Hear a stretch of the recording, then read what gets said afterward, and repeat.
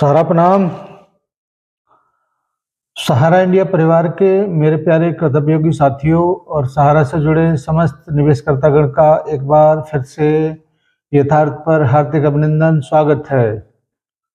दोस्तों, आज मैंने सुप्रीम कोर्ट की साइट पर चेक किया कि शायद कोई अपडेट वहाँ पर हो और अगली सुनवाई के बारे में कुछ चीज़ें मिल जाएं, जिससे कि आप जितनी बेसब्री से इंतज़ार कर रहे हैं उस बेसब्री को कुछ सूचनाओं को देखकर ख़त्म किया जाए। लेकिन बड़ा अफसोस के साथ कहना पड़ रहा है कि सुप्रीम कोर्ट की साइट पर अभी तक सन्नाटा है, कोई अपडेट, कोई सुनवाई की सूचना वहाँ पर नहीं है। आज एक अधिकारी से भी मेरी बात हुआ तो उसने पूछा सहारा की सुनवाई के बारे में, अपडेट के बारे में, तो उसने कहा कि इतना संवेदनशील मामला होने के बावजूद इसके जमाकर्ताओं के बारे में या कार्यकर्ताओं के बारे में कोई संवेदनाएं किसी के अंदर क्यों नहीं जागती हैं। तो मैंने उनको यही कहा था कि आपके सामने जब कोई व्यक्ति, गरीब आदमी अपनी ज़रूरतों को लेकर जब बैठता है तो आपके अंदर उसकी क्या संवेदनाएं जगती हैं। तो उन्होंने कहा ये तो हमारा रूटीन का काम है, उसकी जो भी ज़रूरतें हैं उसके बारे में हमको नहीं पता होता है।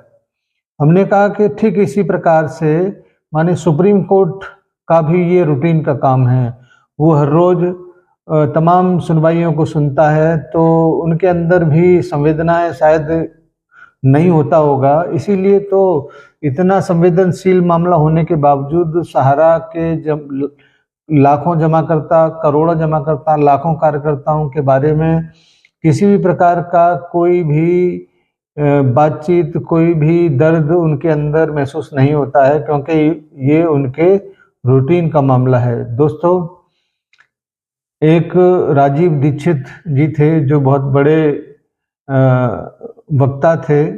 वो हमेशा इस बात को कहते थे कि हमारी न्याय प्रणाली इस प्रकार से अंग्रेजों ने बनाया कि वहाँ पर न्याय नहीं दिया जा सकता, केवल और केवल उसको टालने की व्यवस्था यहाँ पर थी, क्योंकि अंग्रेज ये चाहते थे कि किसी को भी न्याय न मिले, और उसी की परिपाटी आज तक चली आ रही है। न्याय लेने के लिए लोग पीढ़ियां दर पीढ़ियां खपते रहते हैं, लेकिन न्याय नहीं मिलता। और प्रॉब्लम या समस्या या मजबूरी इस बात की है कि हम लोग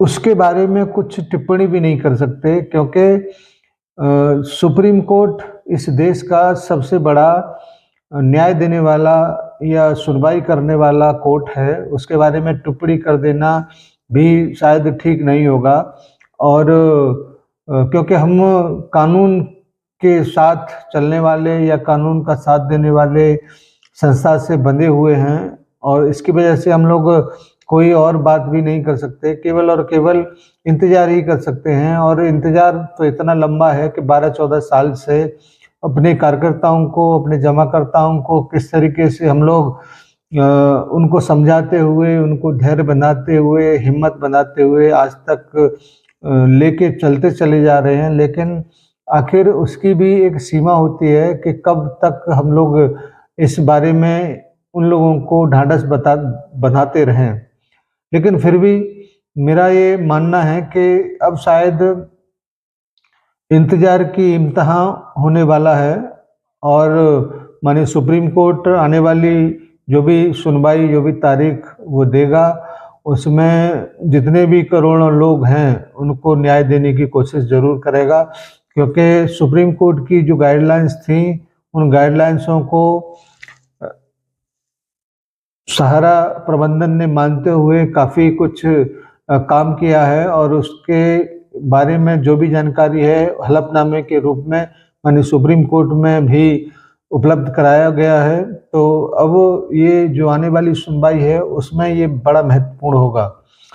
वैसे एक छोटा सा वीडियो मैं आपके बीच में जो रखना चाहता हूँ वो भी ज़रूर देखिए, क्योंकि उसमें इस बात को कहा गया है कि जो जिस पोजीशन पे है उसको किसी अन्य के बारे में कोई फर्क नहीं पड़ता, चाहे वो सुप्रीम कोर्ट में बैठे हुए अधिकारीगण हों, चाहे इस देश को चलाने वाले राजनेता हों, या इस धरती से भी दूर कहीं और ग्रह की बात हो, उसके बारे में भी अगर हम लोग यहाँ बैठ के सोचते हैं तो उसके ऊपर भी कोई फर्क नहीं पड़ता। छोटा सा एक वीडियो आपके बीच है।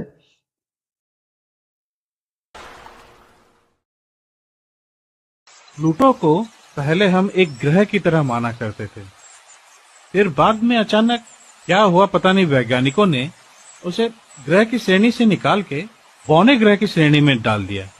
अंग्रेजी में क्या कहते हैं उसको, बौने ग्रह, ड्वार्फ प्लैनेट। हाँ, ड्वार्फ प्लैनेट की श्रेणी में डाल दिया। तो हुआ यूं कि इससे प्लूटो को कोई फर्क नहीं पड़ा। वो आज भी सूरज का चक्कर वैसा ही काटता है जैसे पहले काटता था। उसे इस बात से कोई फर्क नहीं पड़ता है कि हजारों लाखों प्रकाश वर्ष दूर पृथ्वी नाम के एक ग्रह पे एक छोटे से बंद कमरे में 4 आदमी उसके बारे में क्या सोच रहे हैं, क्या बातें कर रहे हैं, उसे किस श्रेणी में डाल रहे हैं, किस श्रेणी से निकाल रहे हैं। चाहे तो आप उसे ग्रह का नाम दे दीजिए या उपग्रह बुला लीजिए, चाहे तो आप उसे धूमकेतु ही बुला ले, उसे कोई फर्क नहीं पड़ता। वो अपने हिसाब से, अपने गति से अपने रास्ते पे चला जाता है। प्लूटो की तरह बनिए साहब जी, प्लूटो की तरह।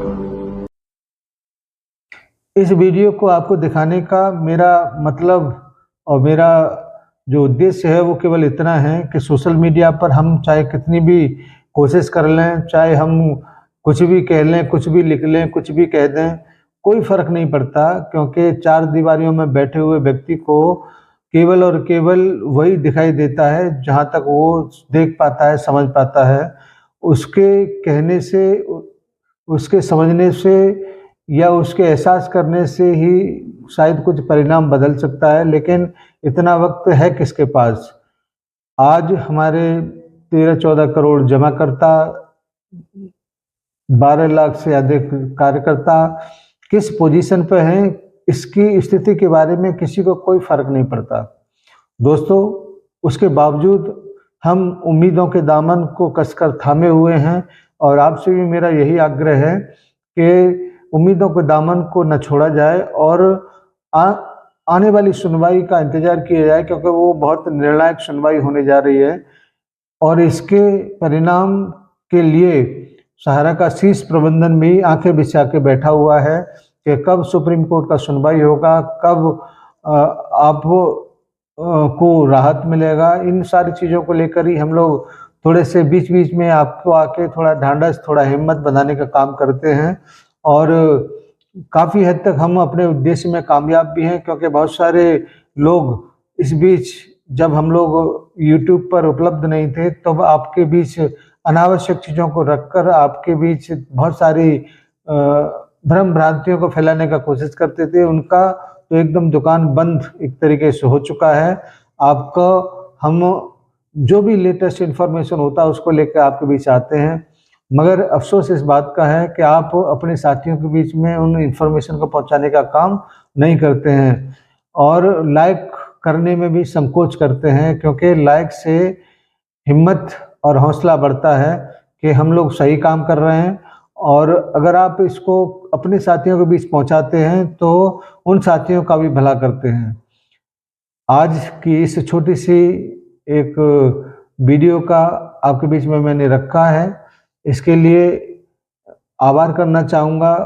मैंने उन लोगों से बात किया उनको, और आपको ये उम्मीद ज़रूर जताना चाहूँगा कि आने वाले समय में आपकी जो भी समस्या है, जो भी प्रॉब्लम है, वो ज़रूर ख़त्म होगी। धन्यवाद। सभी को सादर सारा प्रणाम। निवेशक साथियों को सादर नमस्कार। उम्मीद है कि लाइक ज़रूर करेंगे। धन्यवाद। जय हिंद। सादर सारा प्रणाम।